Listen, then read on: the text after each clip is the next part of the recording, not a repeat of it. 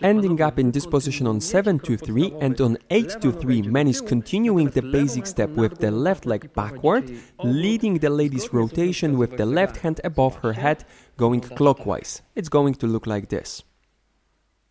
Notice that the man is actually taking only 2 steps, getting out of the partner's way with the first step onto the left leg, leading her rotation, switching the body weight onto the right leg, switching hands, waiting for the partner to finish the rotation, and same as before, once she does, bend the knee and go into the opening together at the same time. Let's now focus on the lady's steps.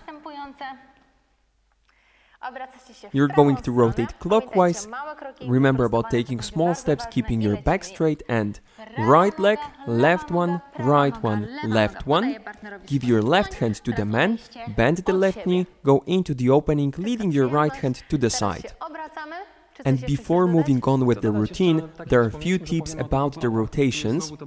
In this case, man is leading the rotation with the left hand above the lady's head, and for that to work, there are a few things you need to remember about.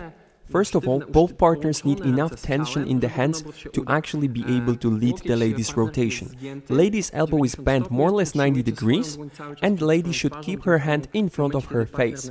Thanks to this, man can move the entire body of the lady by pressing on the hand. If you keep the hand too relaxed, man is simply going to move your hand alone, not your entire body, and you will have no connection. Okay, let's get back to our routine. Leading the lady's rotation. Remember about connecting your hand with your body, rotating, switch hands, go into the opening.